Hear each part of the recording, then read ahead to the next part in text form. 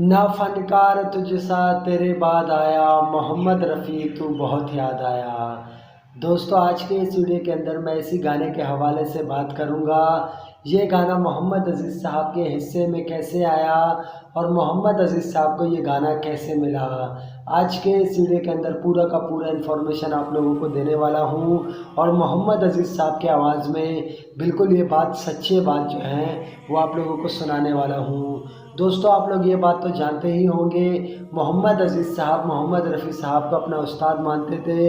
बाकायदा मोहम्मद अज़ीज़ साहब ने रफ़ी साहब से कुछ भी नहीं सीखा, लेकिन उनके गाने सुन सुनकर मोहम्मद अज़ीज़ साहब मोहम्मद रफ़ी साहब को अपना उस्ताद मानने लगे। एक होता है कि किसी से सीख कर उसको उस्ताद मानता है, लेकिन मोहम्मद अज़ीज़ साहब ने रफ़ी साहब से कुछ भी नहीं सीखा, सिर्फ उनके गाने सुन सुनकर उनको उस्ताद मानने लगे। हालांकि मोहम्मद अज़ीज़ साहब के अंदर ख़ुद ही इतना ज़्यादा टैलेंट था, अगर वो रफ़ी साहब को अपना उस्ताद ना भी मानते तब भी उनका काम चल पड़ता। दोस्तों, सन 1979 या 90 में एक मूवी बना, मूवी का नाम रखा गया क्रोध। क्रोध मूवी के अंदर मोहम्मद अज़ीज़ साहब के और भी गाने हैं और मोहम्मद अज़ीज़ साहब ने अपने बहुत ही ज़बरदस्त आवाज़ में उन गानों को गाया था। दोस्तों, मोहम्मद रफ़ी साहब का बरसी भी करीब था और मोहम्मद रफ़ी साहब के लिए एक गाना लिखा गया। गाने के बोल थे, न फनकार तुझसा तेरे बाद आया, मोहम्मद रफ़ी तू बहुत याद आया। लक्ष्मीकांत प्यारेलाल जी के पास इस गाने को ले जाया गया और लक्ष्मीकांत प्यारेलाल जी से ये कहा गया कि इसका म्यूज़िक बनाओ और इसका धुन बनाकर इस गाने को जल्द से जल्द रिकॉर्ड करो, हम मोहम्मद रफ़ी साहब के बरसी पर इस गाने को चलाएंगे। तो दोस्तों, क्रोध मूवी के अंदर इस गाने को रखा गया और लक्ष्मीकांत प्यारेलाल जी ने इस गाने का म्यूज़िक बनाया, धुन बनाया और फिर ये फैसला किया गया कि भाई इस गाने को किस सिंगर से गवाया जाए।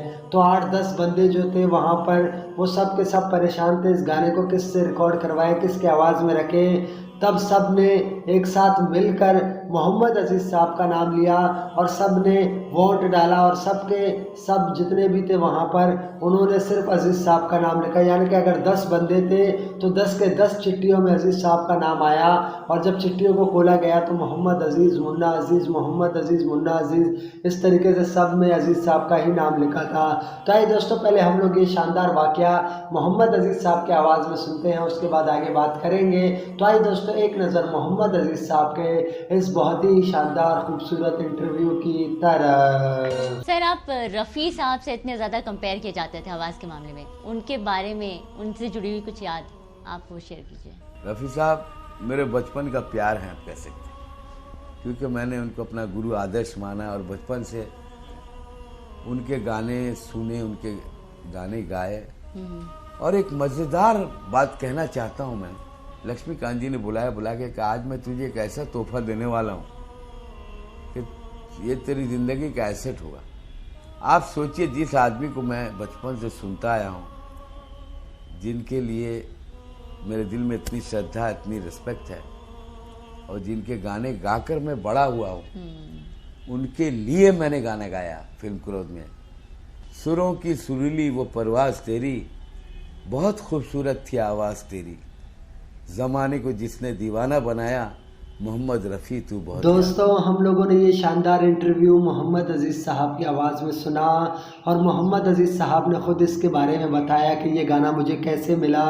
तो ये मोहम्मद अज़ीज़ साहब का चाहत था रफ़ी साहब के लिए, वो मोहम्मद रफ़ी साहब को बहुत ज़्यादा पसंद भी करते थे और इस वजह से भी शायद उनको ये गाना मिला।